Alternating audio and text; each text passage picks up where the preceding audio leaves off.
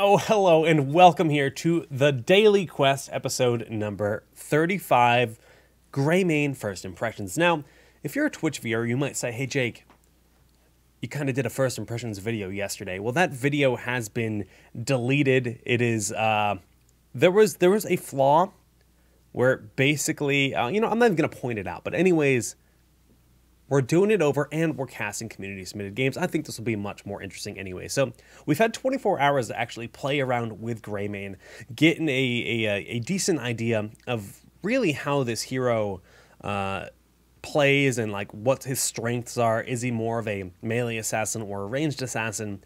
What kind of play styles, what kind of builds do we really expect to see be viable and ideal for competitive play? And I've also had the time to kind of go around and speak to a few of the pro players around the North America and Europe communities and see what they think about Greymane and as where he stands. And it's so very split. You have someone like McIntyre who on stream last night said, I played 2 games as Greymane and I was done. He just thinks Greymane's not worth his time, but then you have people like Snitch who really think that Greymane is a very viable hero and can be played successfully in multiple ways. He even went out to say that Greymane is a hero that can just shut down Zagara in lane, especially early game level 1. You can absolutely just burst down a Zagara that tries to bully you out of lane because she has to get so close to cast her Hydralisk. You just get in the wolf form and you shred through her like she's nothing, and then you can leave by the time the Hydra kills you. So there's definitely like a bit of disparity as to like what everyone thinks this hero is, and I love that. I love having split opinions on a new hero, because that means he's not like a super new OP, but it definitely means that situationally he has some competitive viability in the long term. And it's going to be some time before we see players really master this hero and bring him to the competitive stage, but we'll have to just wait and see. So I actually can show you guys. We can just briefly look at his talents here. This is actually the build that Snitch has been running. If you're anxious to get in there, we're probably going to be covering a replay of this tomorrow. Today, we're not focusing on a particular build. We're just doing community casts, but this is one of the builds that Snitch is running. He's going with Wolfheart, he's going Draught Overflow, and then Incendiary Elixir, and I just played a game with this build, mind you. Then go for the throat, Visceral Attacks, and then Consecrated Blast. Now, Consecrated Blast, this is basically you can keep your Inner Beast low on cooldown, activate it for this massive damage Consecrated Blast. You can do 800 damage, splash, and a huge radius in the late game. And it's really hard to get away from it. And it's crucial to have the Incendiary Elixir with the additional explosion length, because you can just hit like massive clumps of heroes during fights and do a ton of damage in late game at level 16. It makes it feel like Living Bomb and Flame Strike kind of combined as one ability, but a little less damage overall than the two. But it definitely is good burst AoE from afar, and then you find that weak target and you dive in with Go for the Throat. You get the kill, maybe 2, and he definitely has the power. The problems with Greymane, and one of his bigger weaknesses right now, though, is the fact that when you use Dark Flight, you go into Worgen form, and upon using Dark Flight, Disengage still has a 6-second cooldown. So Greymane doesn't have a single self-heal, right? He doesn't have any way of healing himself. And unless you're in Worgen form, he can't disengage. So while you have someone like Raynor who has self-heal, or Vala who can just tumble away using her Vault to get out of harm's way, Greymane doesn't necessarily have that when you're playing in his ranged form. You have to maybe look for an enemy minion to use Dark Flight on and get out of the way of that Janus Frostbolt to survive, but it's not quite as flexible. So it's a little bit like Illidan, but again, Illidan actually can dash. Zeratul can blink. Just about every other assassin that you compare him to has some form of either self-heal or like a safe way to disengage, and that's something Greymane doesn't have. If he had Dark Flight able to cast on the ground, and you didn't have to cast an enemy hero, you can just cast it on the ground and leap away from the fight, that would give him a lot more flexibility, and I would love for a talent that would allow him to do something like that. And I've experimented a little bit with getting Unfettered Assault at level 13 to give you a little bit more range on his Q, to effectively kind of use that as the disengage. Once you go into the wolf form, you just kind of Unfettered Assault to try to get away from the enemy hero, and then maybe look for that disengage after the 5 or 6 seconds that you need to get away from the fight. But all things considered, he seems like a pretty solid hero. I don't really know if he's going to be a first band hero, but certainly does seem to have some competitive viability. And today we're going to be taking a look at some replays submitted by you guys, and we're just going to see exactly how you guys are opting to play Greymane in the early stages of this hero, some of the builds that are being tried out by the community, and of course exactly how well you fare with your variety of builds. So up first, we've got a Battlefield of Eternity game. It is submitted by Banner, and we see that it's Greymane versus Greymane, and let's actually just load it up here and get on in there. Boom. Load replay. It says it's from a different patch. What? Did they hotfix something today? That is news to me. But we will find out exactly what is different from this. So loading on in. The client is actually relaunching because it's esports like that, and we have Greymane, played by Banner, with a Vala, a Lili, a Nova, and a Lunara. So there's no warriors in this game. We're looking at a big, big squishy team here for our blue team. I mean, we've got Nova, we've got Lunara, and then Vala Greymane. Like, this is the ultimate squish, but Lili's going to have to get those fat heals on. Their opponents, Illidan, Greymane, Abathur, Butcher, Malfurion. So we've got this go ham or go home composition, the triple melee warrior with an Abathur hat that's going to get absurd value. All the targets are good targets, and then Malfurion with tranquility. Honestly, if I was to look at this in quick match, I'd say, oh, this is going to be a rough game, boys. As long as Malfurion goes for that ice block, late game is going to be very difficult. But Cups could be equally as good. Now, for interrupts, really all they have to stop the Cups is the Ruthless Onslaught here on Butcher. So Lili could get those mass heals as well. And it should be a relatively back and forth game, but we will find out. Up here in the top lane, we have our AFK Nova. Nice. Esports. Oh, she is back. She feels the pressure, and she's wiggling her way out onto the battlefield. She's got that Facebook Esports mount on right now. And we can see our Greymane is riding a reindeer. Now, Circus Greymane on a reindeer, something about that just feels weird to me, but I'm going to go with it. It's fine. Greymane level 1 went for Wolfheart. This is just going to reduce that cooldown on your Inner Beast, and this is very good for a variety style of plays. It's just a good talent in general. Generally speaking, we will usually see either Wolfheart or Viciousness at the level 1 talent. Perfect Aim is nice if you really are worried about mana retention. And it definitely makes more of a difference in the early game. In the late game, I feel like I wish I had one of those other 2 talents. So it depends on how you want to approach it, but I do advise one of the Inner Beast talents for Greymane at level 1. That's something I can say confidently for sure. And we see the Ruthless Onslaught going in. Old Wolf just going to back on up, stay alive. The roots on Lili is enough for that kill.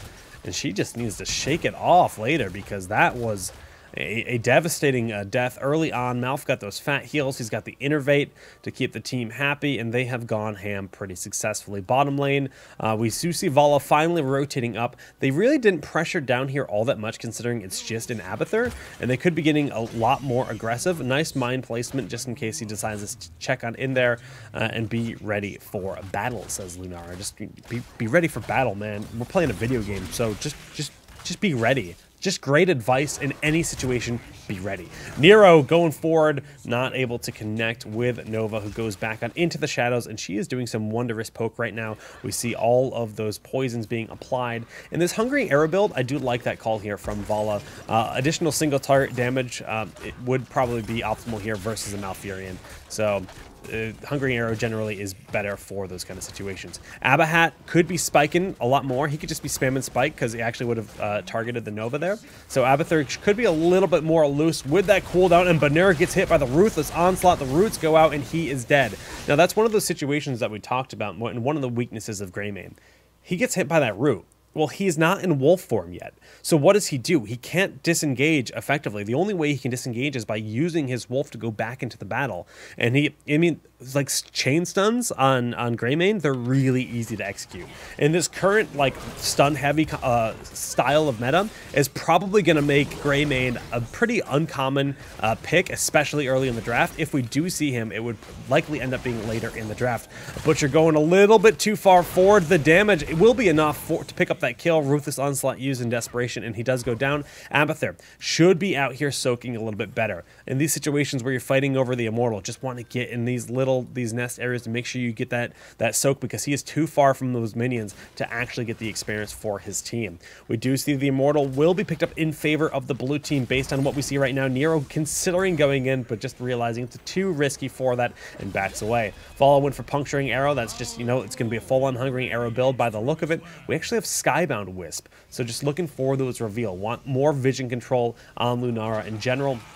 And then Greymane went for Eyes in the Dark. He's worried about his survivability. He's going to be going in a little bit more ham with the wolf form, most likely. And then he has the 4 seconds of stealth after using Disengage. You don't get the stealth when you go into Dark play. So from human to wolf, you don't actually get that stealth. It's only when you go from wolf to human.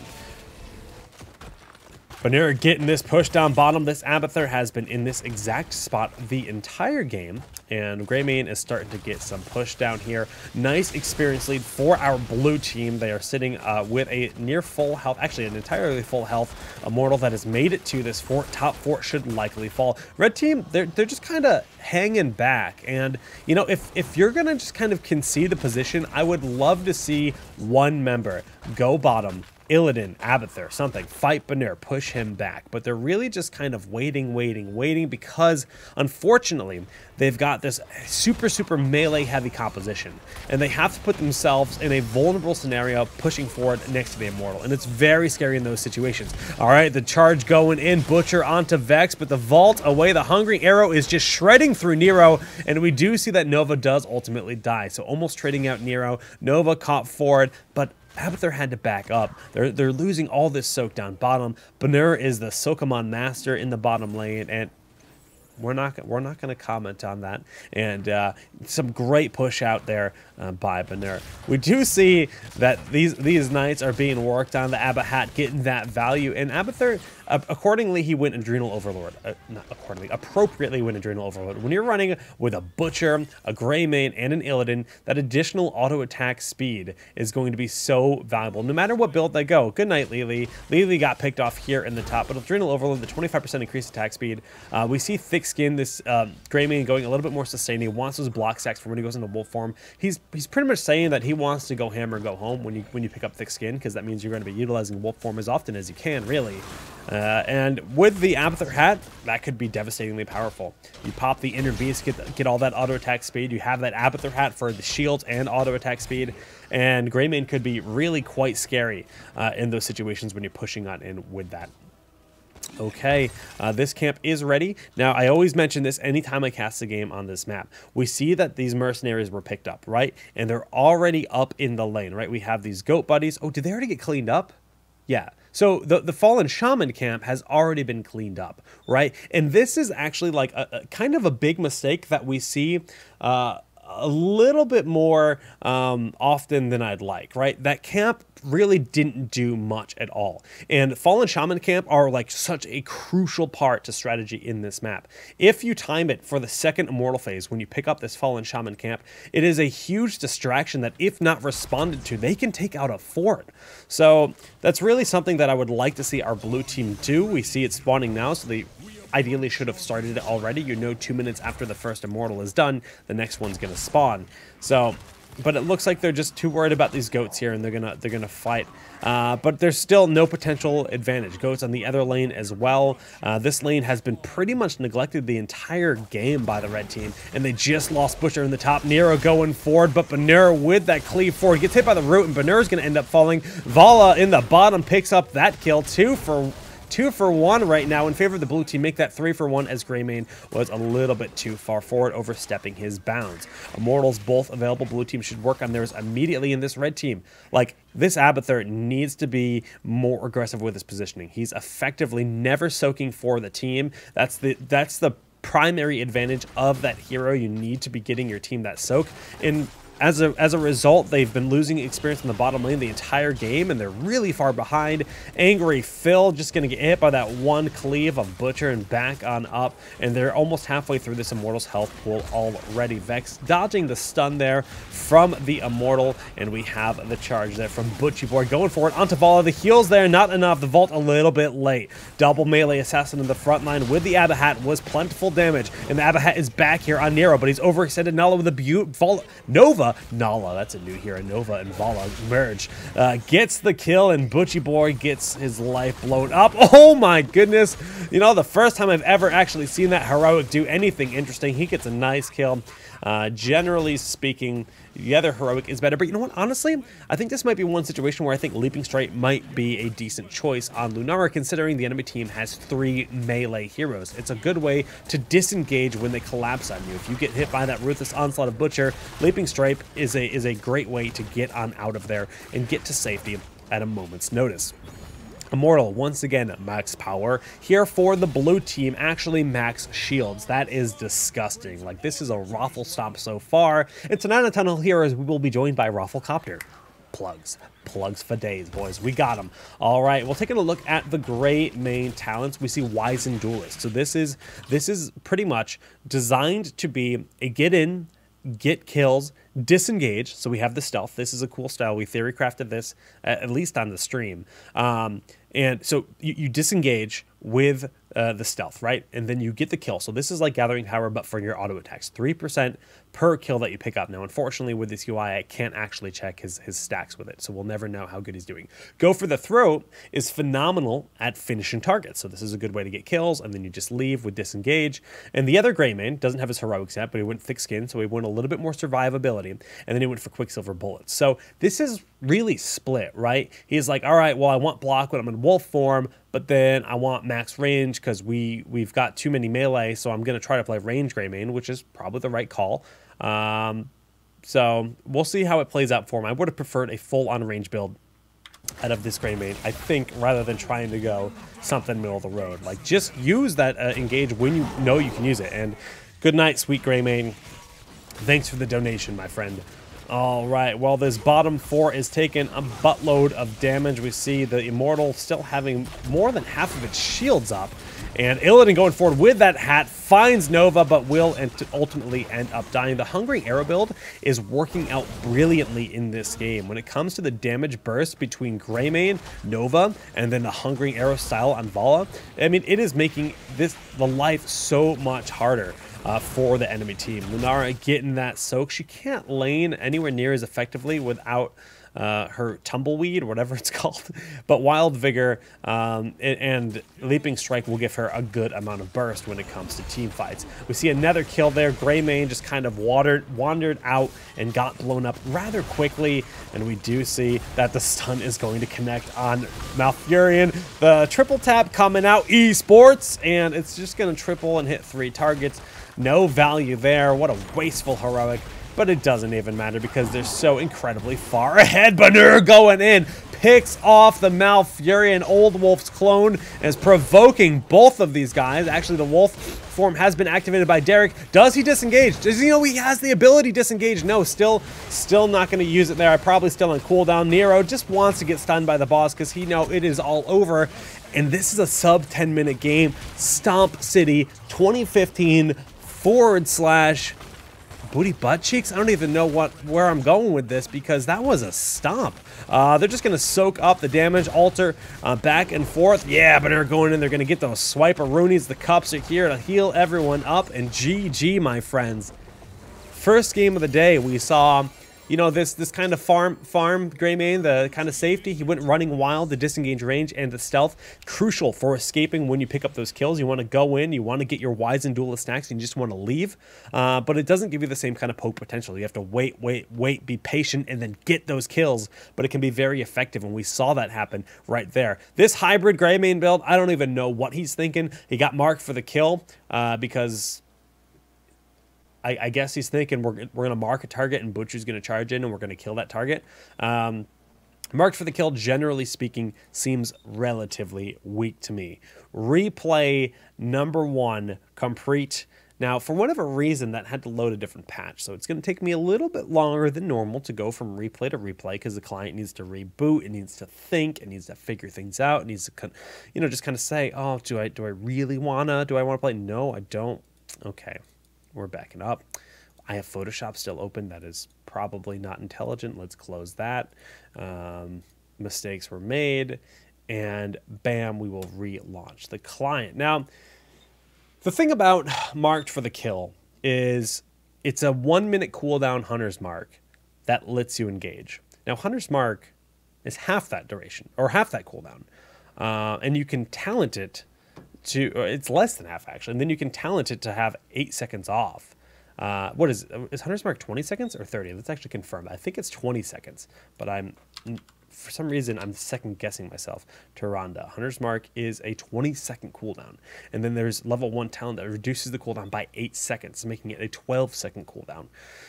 And the thing about Hunter's Mark is you actually can't miss it, right? Sure, it's close range, but you can't miss it. Whereas Marked for the Kill can be juked. You can dodge it. It doesn't even move that fast. So the fact that it doesn't have like a lot of damage with the hit, I mean, sure, you can reactivate and engage super far from Greymane and it gives him a bigger gap closer. I'm still not feeling it. I just think it's go for the throw is an infinitely better heroic in pretty much all ways. The next replay we have here was submitted to us by, I believe, Charlie. Let me make sure I have the right replay file here. Well, I think this is it. His name is Booty Warrior, and that could indeed be his name, or he could be Neverhood.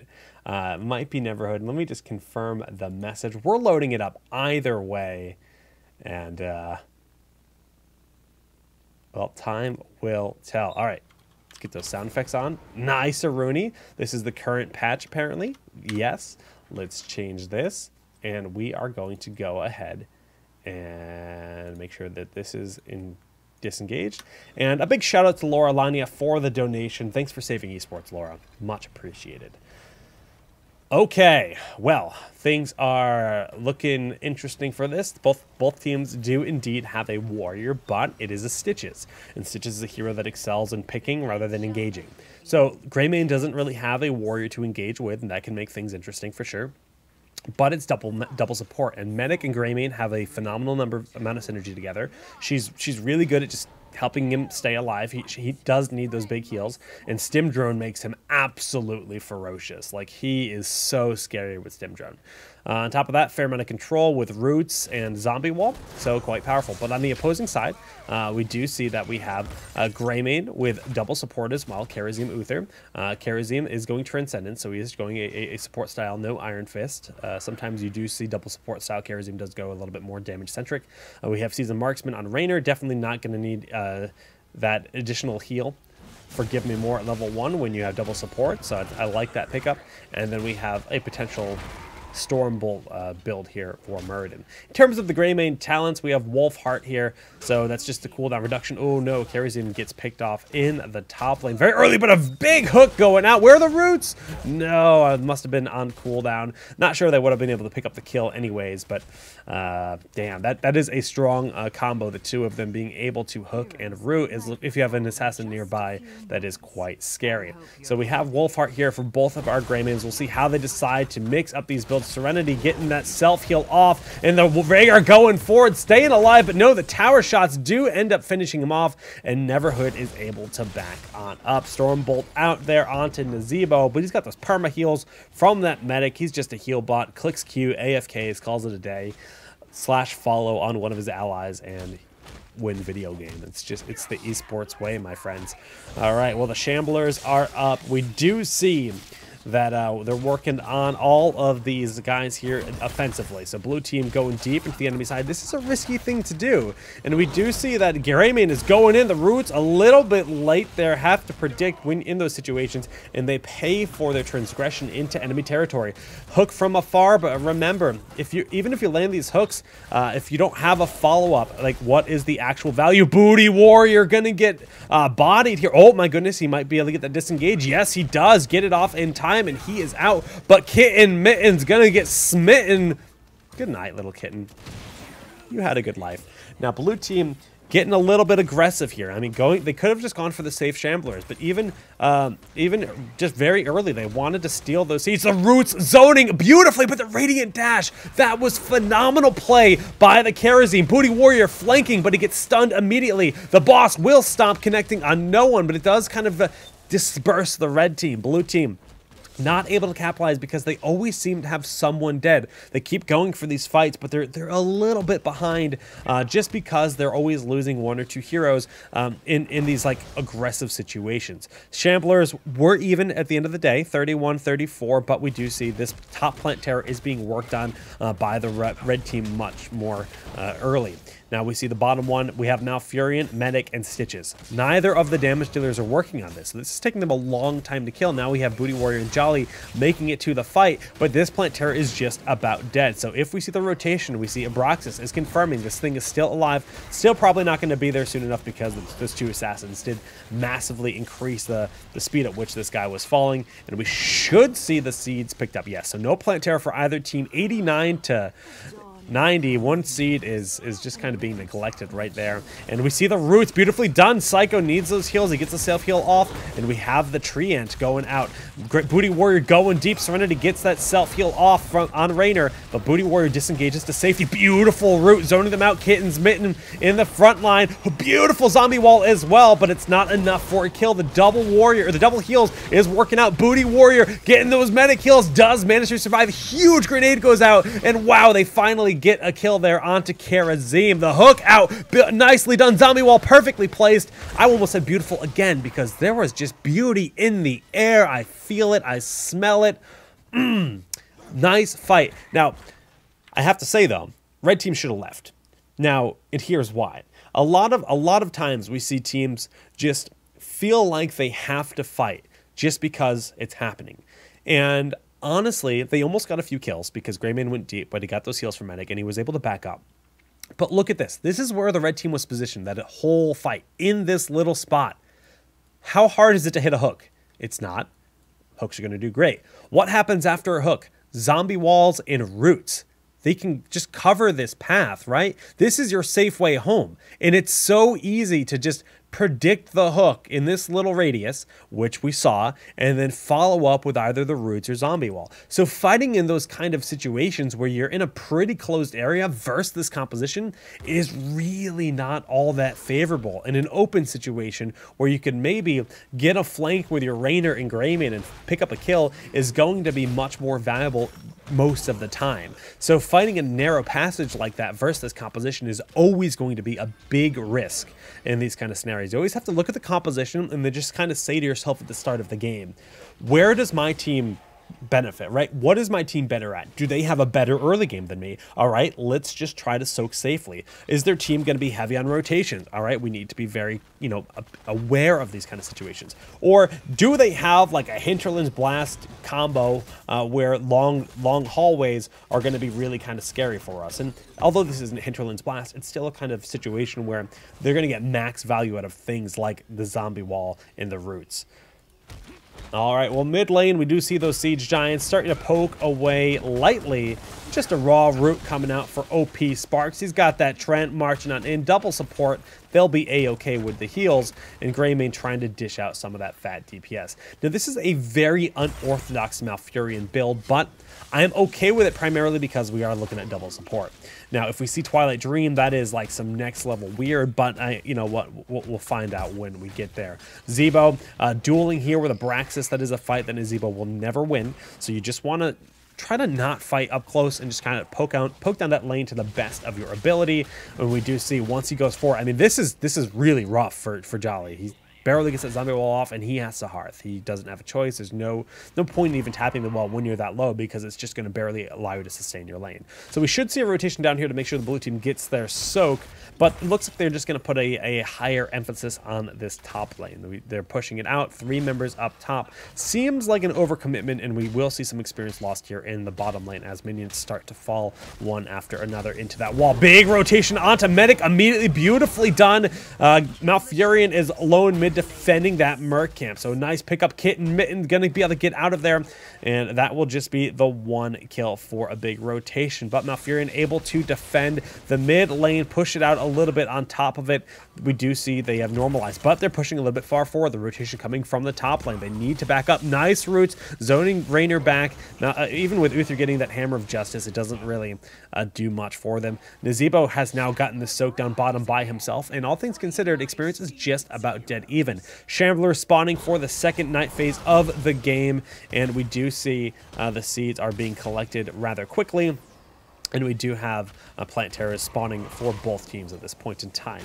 Abraxas soloing this Shambler camp on the left side. So bottom is owned by the red team. Top is owned by the blue team. And Greymane does slip away from this top rotation. Going immediately here for additional seeds, and the same for the bottom team. Neither team has sent someone back in attempt to grab a Merc camp. Oh, Karazim decides to do it point blank, and he has failed to Hearth 3 times now. Yes, 4th time is the charm. That's how the saying goes. Karazim, oh, doesn't get stomped. He does get home. All right, well, Seeds. Karazim is channeling their Garden Terror, and let's get a bit of a talent update on our Greymane players. On the blue side, we have Wolfheart with Insatiable. Insatiable, I think that's the proper pronunciation. That's Mana Retention with Wolfheart, so we're going to try to do that. And then Wizened Duelist. So really not giving any amplification to anything other than kills, right? So he's going to have Sustain. He's going to use Inner Beast as often as he can, and then Wizened Duelist will potentially improve his auto attacks. Interesting style. Definitely committing towards the melee. And then we're just going to pause it right here to talk about the opposing Greymane. So we have Wolfheart with Thick Skin. So we saw this last game as well. But then he's going Incendiary Elixir, so this is more, so it's kind of Sustain, and then he's going for the Explosion. So we're going to have that guaranteed explosion, but no increased explosion radius, and then marked for the kill. Other Greymane, thinking about his heroic, will we see marked for the kill as well? Time will tell. Nice roots there on multiple targets, and again, we do have those plant terrors. So bottom lane, Kit and Mitten, that Stitches uncontested so far, and top lane, this plant terror just throwing it over the wall, getting that overgrowth to get its max duration, which is nicely done. All right, cut.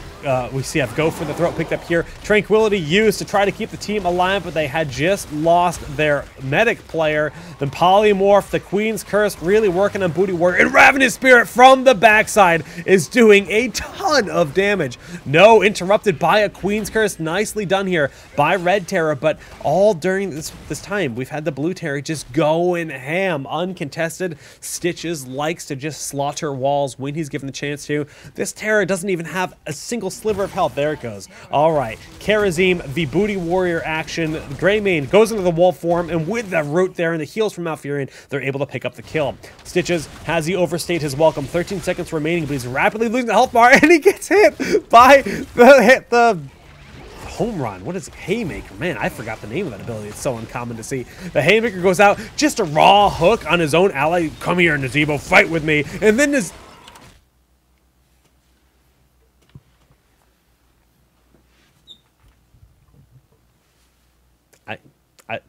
I don't know what to say. Stitches threw out a hook. I don't know if he was trying to pull in the Nazeebo or what. He doesn't have Helping Hand or anything yet. And then Nazeebo gave him the middle finger and just zombie walled him in. Oh my god, teamwork. Oh my god. Oh god, that was some next level play right there. Let's get back into it. Malfurion going his push style. He's got Moonburn. He's got the Treant. And he's got the additional damage from his roots. So this is Push Furion. He's got that furious push capability.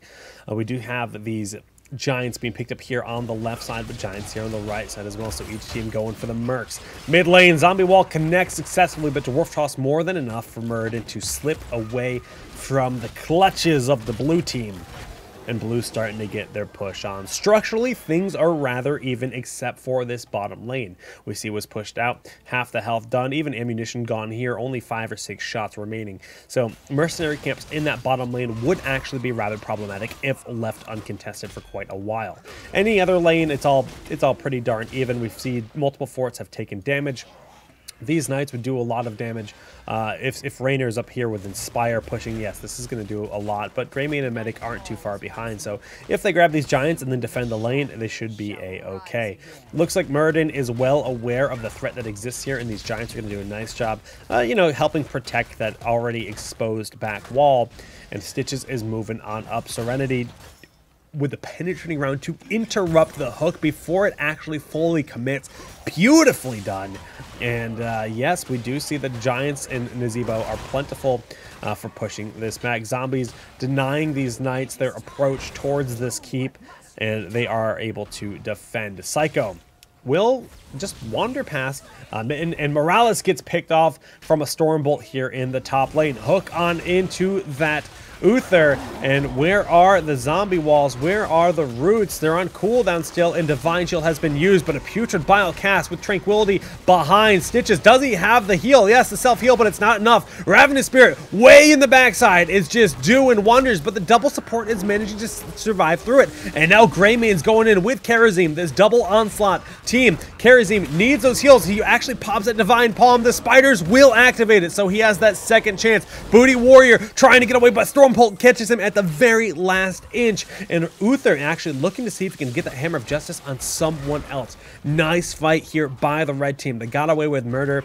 The nice Divine Palm, I mean, it was exactly what they needed to keep going with that fight, and now they're able to push this all back. Blue, they lost Medic at the very start of the fight, and they looked pretty good for the 4v5, but at the end of the day, you know, the numbers were not in their favor, and they now need to clean things on up.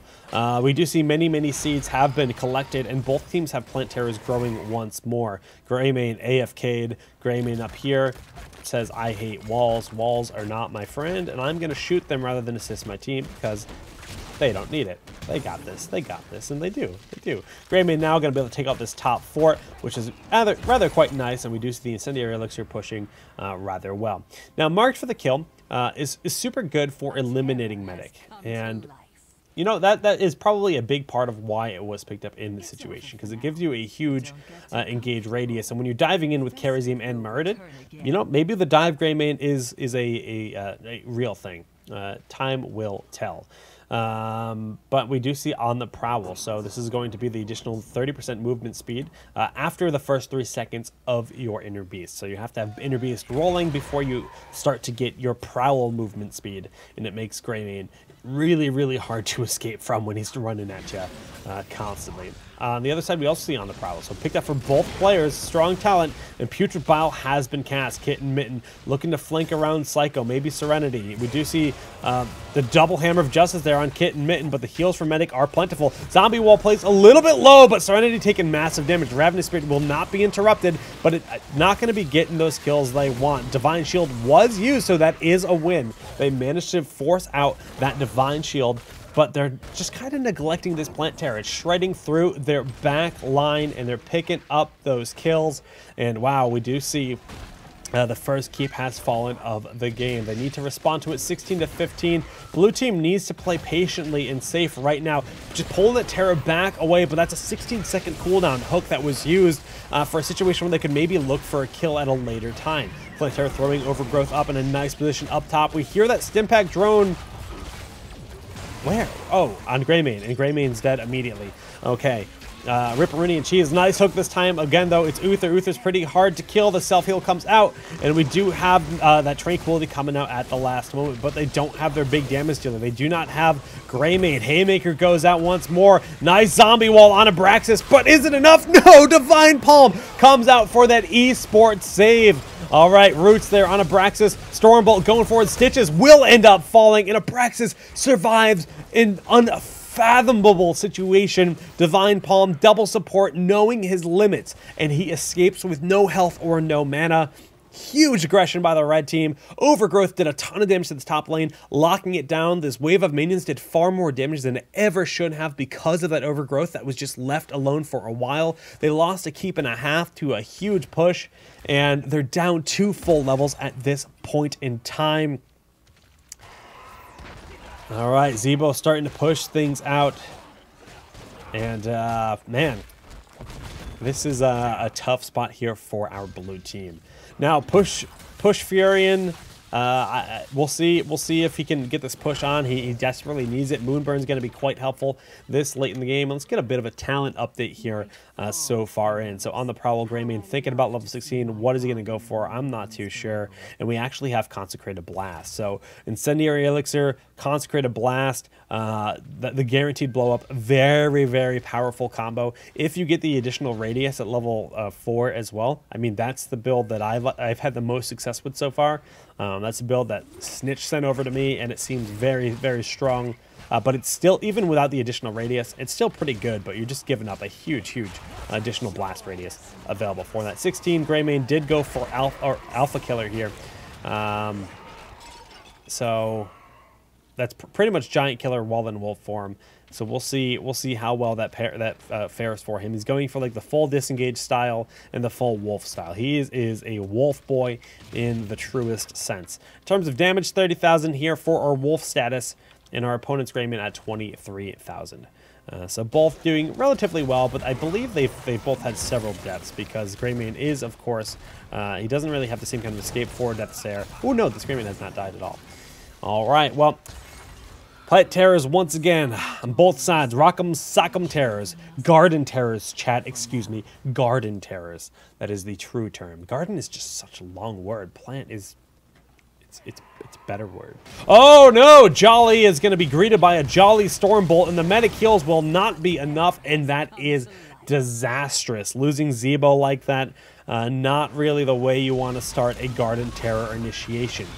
We do see the bottom lane getting sieged up here by the Hyperion, and it is just blasted through this fort like it's a piece of bread. Bread actually gets blasted very quickly when spaceships shoot them. All right, bottom lane, they're about to engage on this at full. The entire team is here. 3-member defense with a Garden Terror here that is not going to throw the overgrowth at this wall. Wants to push up the lane more. All right, Kitten Mitten. Well, we do see they managed to pick up a nice kill here. Greymane goes in, and they kill Uther, but Abraxas picks up the kill himself. So trading 1 for 1, that's generally what I see Greymanes do. They dive in, they kill someone, and then they dive in. What if... No, Nazebo, don't... No!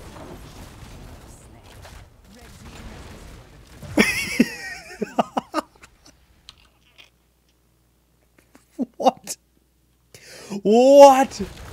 All right, let's zoom out. Where's Nazebo? Oh, I need to go back further. I need to see this from the start. All right, I broke my mouse cursor, so I can't use that. Great, Nazebo. He's player number 4. He's gonna respawn. Oh, and he immediately. What caused that? That is unfortunate. Jolly good death, my friend. He just moonwalked on his mount into everything. Couldn't do anything about it. Oh, that is unfortunate, but it looks like our red team will be the victors in this game and successfully take the win. GG! Red team wins. Thanks so much for the replay, Calamity Charlie. And the Nazebo bug was, we can do this. Yes. Yes, I'm getting better at it. I'm getting better at dealing with the glitch, guys. No, Booty Warrior. Booty Warrior is a great name. I do have to relaunch the client. I completely forgot. Alt F4. Get out of here. Here is the storm. Because you are bugged because I pressed the B key. My favorite little bug. All right. Well, Greymane is British. And having a, well, he's a Worgen, and the Worgens all have British accents. So therefore, Greymane's British. And Jolly is a very British word, in my opinion. It's not English, it's British. Oh, shit, that was handsome, Greymane. Such a nice-looking wolf, dude. All right, we've got one more replay to showcase today, and it is submitted by Project X Run. And this is a Greymane Morales team. And Greymane, from my experiences, really does do best when he's got a warrior that can go in with him. So you think about Murid and Diablo, both very good. And then something like Morales with the big heals. Now this has got a lot, there's a lot of self-sustain on this team in general. So it's going to be a lot of fun to see this all unfold. On the red side, it's Tyrael, Greymane, Sylvanas, Falstad, and Morales. And on the blue side, it's Butcher, Diablo, Murky, Greymane, and Morales. Now, apparently I pronounced Morales incorrectly.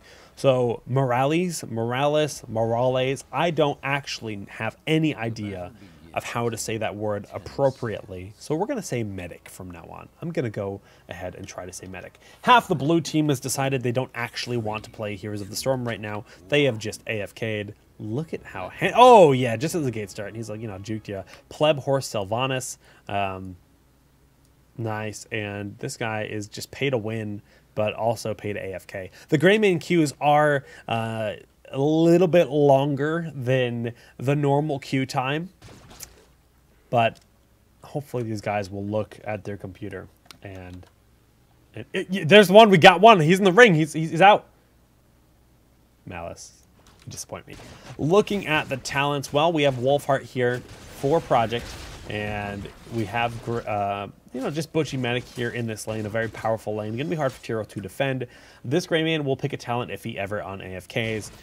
And this team is probably pretty upset with him at this point in time. Murky pushing hard, but Sylvanas does have what it takes to really lane against this kind of hero, locking down those minions and pushing them away.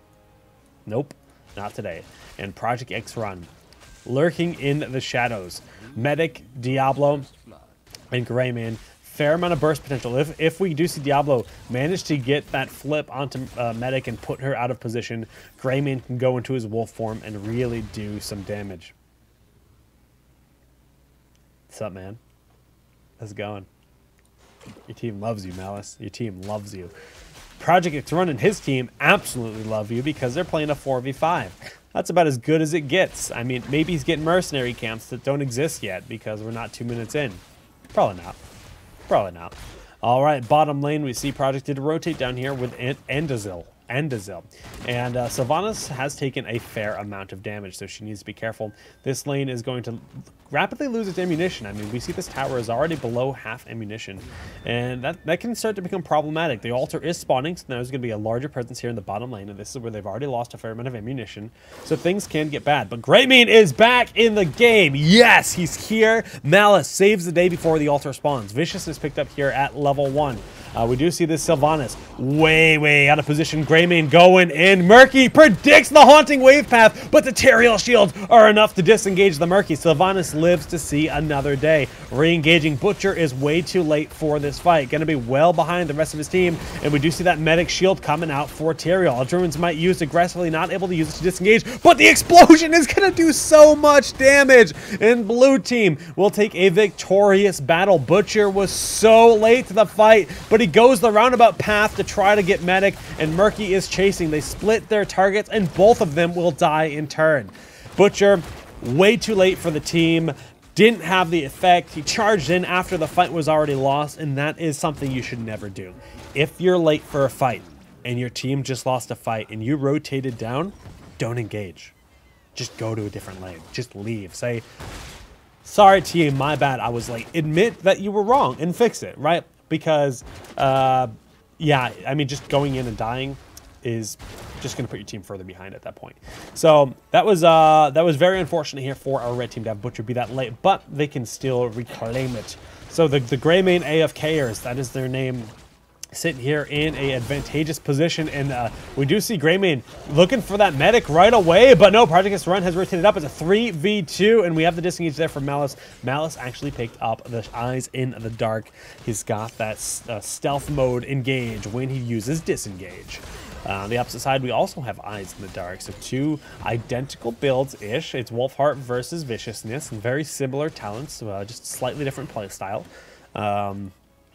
So, Greymane. We'll see how he opts to build. Is it going to be a Wolf Boy build? Is it going to be more of a range build? With Medic, it's a little bit safer to go for the Wolf style.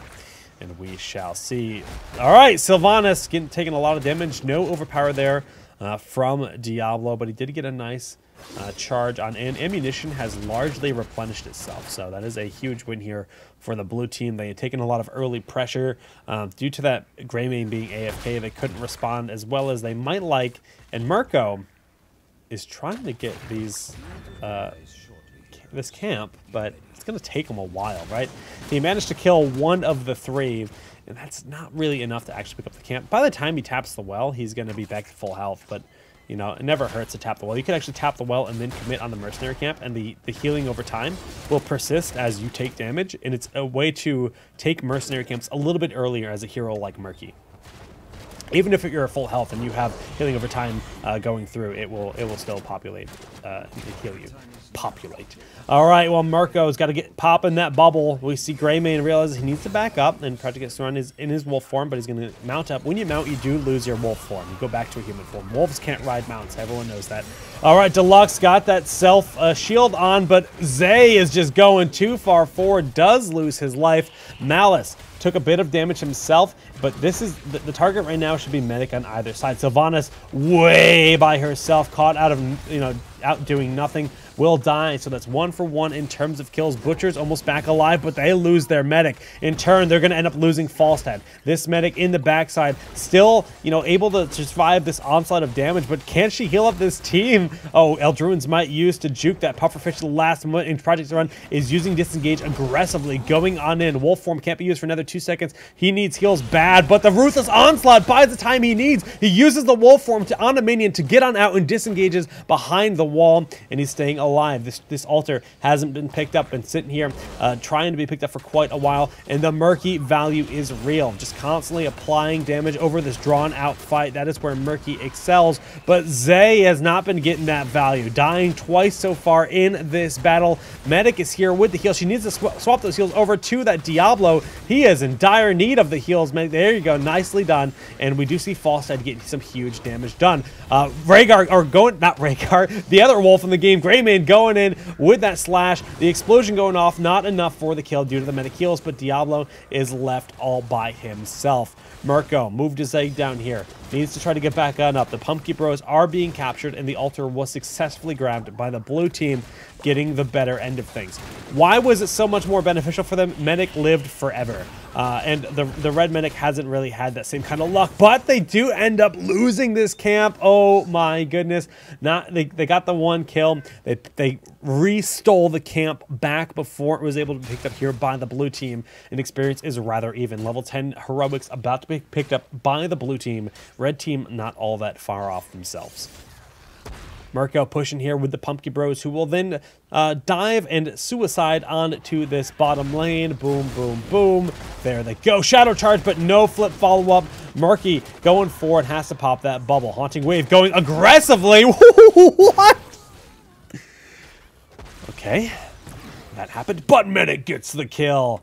Nice little grenade going out, picking off Murky. Not something I don't know if I've ever seen that happen. Murky dying to the grenade of Medic like that. Diablo realizes he can't outrun Falstad, so he shadow charges, and then Octograb Pufferfish. This could be a kill on Falstad. Does he have barrel roll? No, he doesn't have it available, so he does end up dying. Great response there from Diablo, realizing that he would die if he just kept running, and the shadow charge bought the time needed to stun him so that Murky could get in there, set up his combo, and pick up that kill on Falstad. Greymane rotating up. Project gets run. He's going to clean out this mid lane, and then they will move their way up to the top altars, which are now spawning.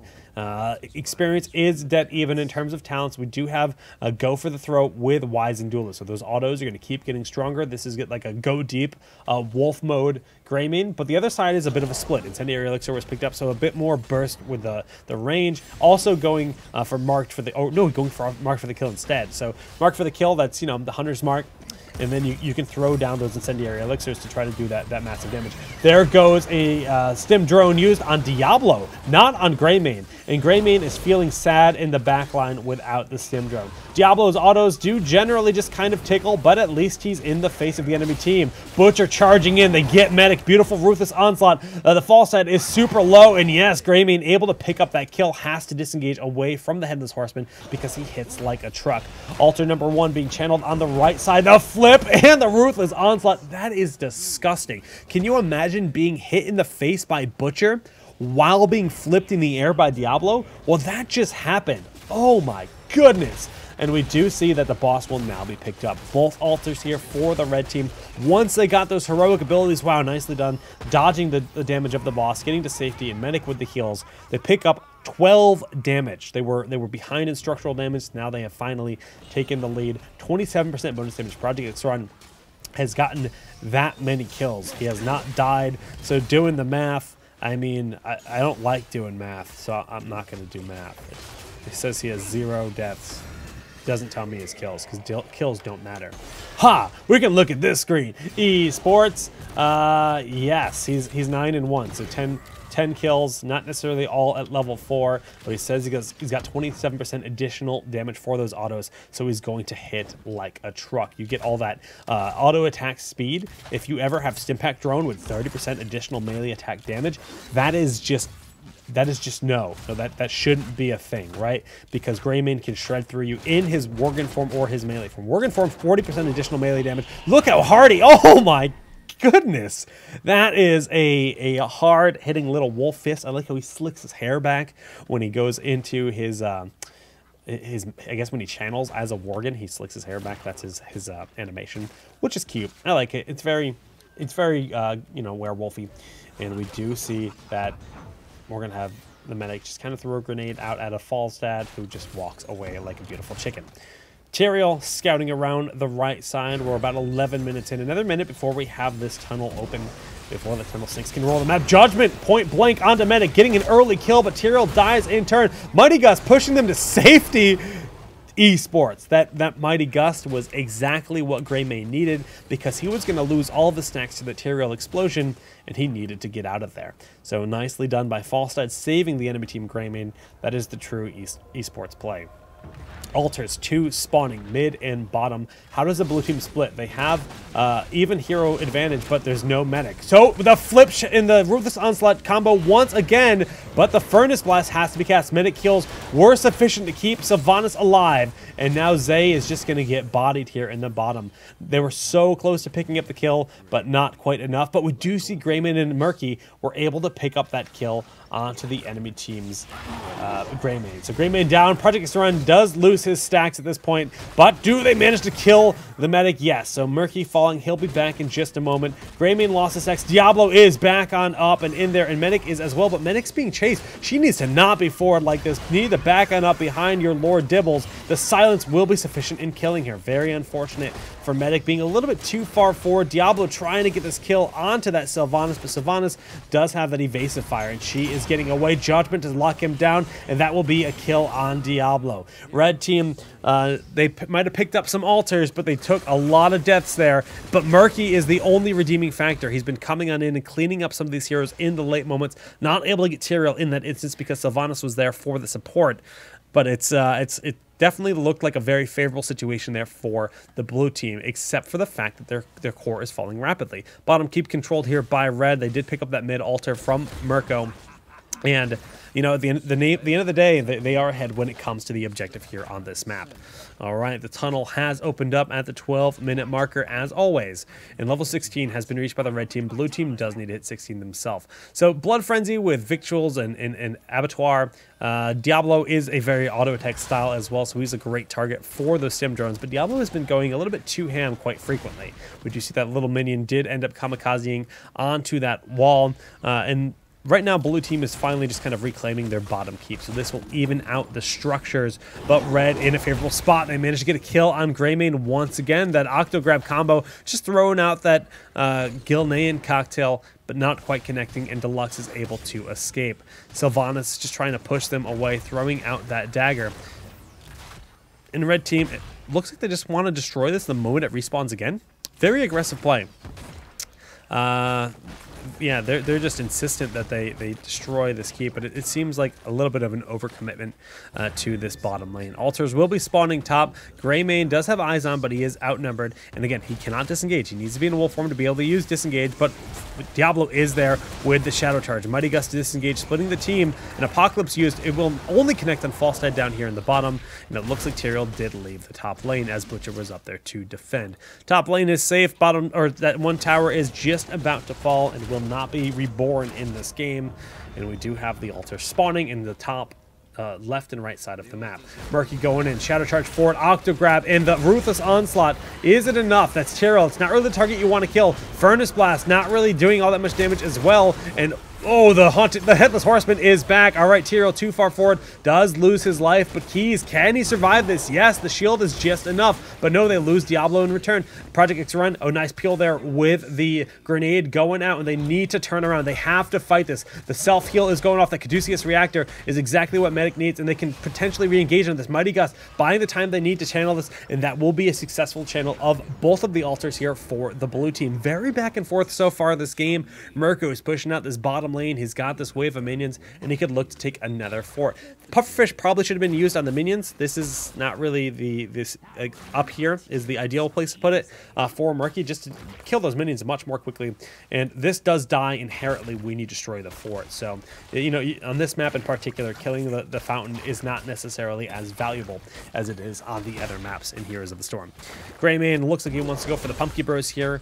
The left camp, but the right camp was picked up here by this other Greymane. Project X run does have that marching down the bottom lane. Murky is going to be able to take out this bottom fort, and that means it will do 3 damage if they are not defended. Now they're going to run into these minions first. Greymane is about to pick up these, so they will collide here in the bottom lane, and Greymane could look to push this out. Now they're going to be a little bit late, but they will still be there to defend.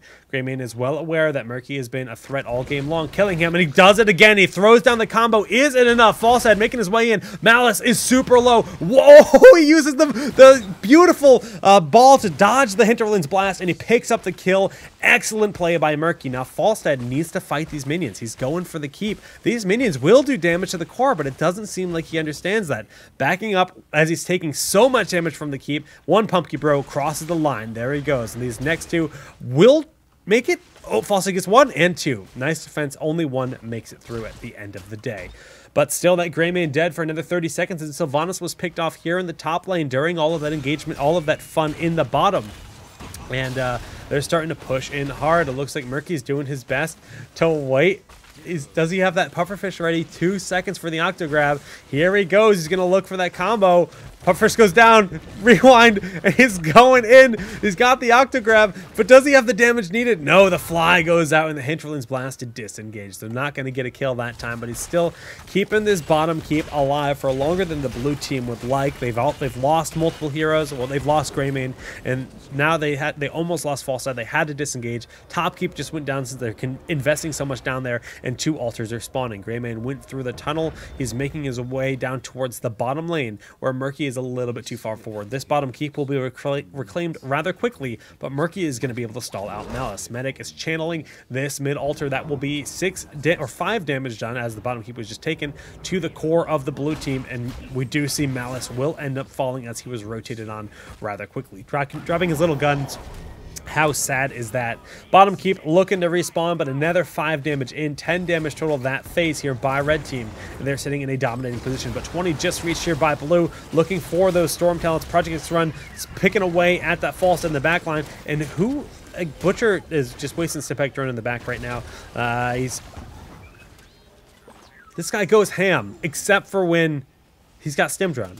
All right, well, that's a thing. And oh, Diablo just using that shadow charge. The peel, nice grenade. Peel City /2016. Yes. All right, Taylor going in. Furnace blast forward, and it's not going to connect. Nicely done by Medic.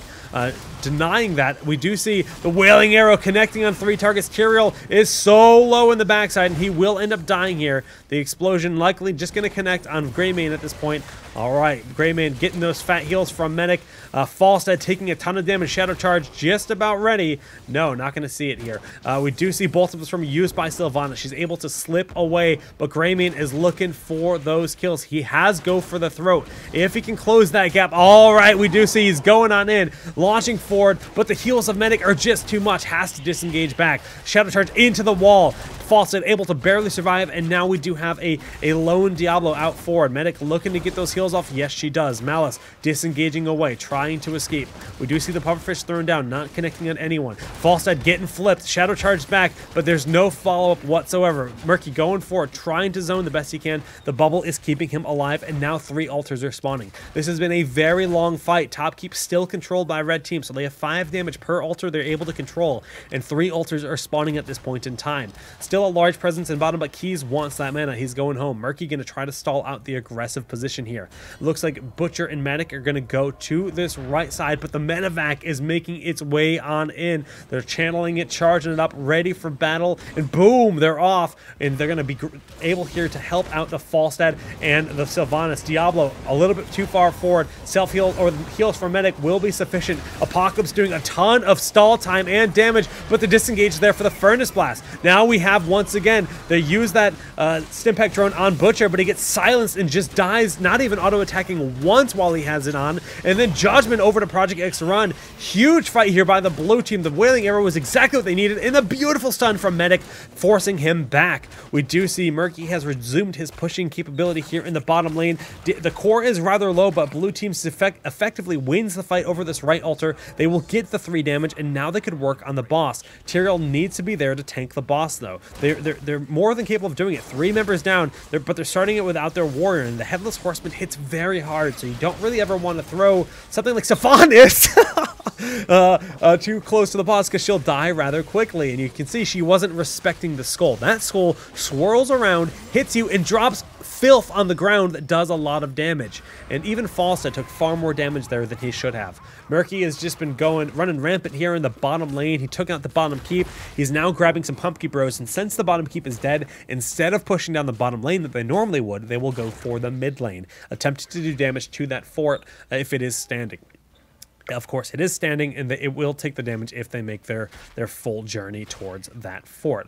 We do see Sokol is going to grab another camp as well, and they're trying to reclaim this bottom keep, maybe getting themselves back to a 4 damage per altar for the first time in several minutes in this game. 21 minutes in, things are rather even in terms of experience, but not in terms of core health. Blue team, if there's another triple altar spawn and they lose a team fight, that could be lights out for them. With this UI, we can't actually see. Oh my goodness, we do see that increased damage done going out, but the Judgment from afar saving Malice. Beautifully done. We can see the Holy Ground, and then the disengage, forcing them way into enemy lines with that Mighty Gust. Beautiful Holy Ground once again, but the Apocalypse hit way too many targets, and red team is looking to turn this around in their favor. Medic is gonna get flipped into her death, and that is a 3-for-0. It looked good, but that Apocalypse got the huge value. Falstad, 1 shot away, does die. Project X Run able to pick up the kill. Middle keep picked up here by the red team, and these 2 altars will likely end the game. Zay waiting here aggressively. The backside one looks like Keys on Medic will be the one to channel that. Sylvanas knows there is no chance of defeating them, so she is just going to go down to the bottom lane and push out this GG. I'm going to go eat this orange now. Dude, I'm so happy for you. Oranges are like such a great fruit. Look at all of these blasts flying on in on the mini-map. And GG's, ladies and gentlemen. Some really cool plays in that game for sure. We saw a variety of Greymane styles, but I'm actually rather surprised that out of these replays, how few ranged Greymanes we actually saw. But we saw the power of that, you know, mass wolf boy status when you've got the strong disengage, the stealth to get away in a lot of situations. It worked out rather well for Project X Run. But, you know, we talked a lot about Greymane today. We're going to continue talking about him. Tomorrow we'll be analyzing pro player replay, seeing exactly what the pros are doing with their builds. I'm going to try to get builds from at least 2 pro players of varying styles, ideally. That is the goal. I'm already in talks with Snitch to get one from him, and I'll probably hit up Glaurung and see if Glaurung has a different play style. And if he does, definitely going to try to get a replay out of him to cast for tomorrow, and just to kind of break down the builds and exactly what those builds are aiming to execute and how they compare to a lot of the other popular assassins in the meta right now. Greymane, I mean, it's still, he's not Lunara, that's for sure. He's not Lunara. He's more viable than Lunara. Doesn't look like he's a Kael'thas either, though. He's not going to be that assassin that just is first pick, first ban every game. It's been quite a long time since we've had a hero join the game, like where it became that popular, like Leoric or Kael'thas, where they really just become a dominant hero in the meta. But there definitely is some viability to Greymane's style. He has huge kill potential if a team doesn't really have good control versus burst. I mean, Greymane is definitely a hero that could be a good option for those situations. Time will tell. Pumped to see what kind of builds we get for the pro games tomorrow, and that will be our theme, as I said. As always, you can submit replays to solidjakegg@gmail.com for Friday's Educast. That is not Greymane, it is any hero, any game. If you think there's a game that you should have won or could have been a little bit better, and you want feedback on it, throw me the replay. Or if you just thought the game was a rather awesome game and very exciting, and you're happy with the way you played, throw me the replay as well, and we'll take a look at the good things on it, and we'll just put an emphasis on that. Of course, if your games are Hero League, it's always nice to see what the drafts are if you can remember them. And yeah, thanks so much for tuning in. This has been episode number 35. Please hit that follow button on Twitch, hit the subscribe button on YouTube, and thank you all so much for tuning in today. GG's.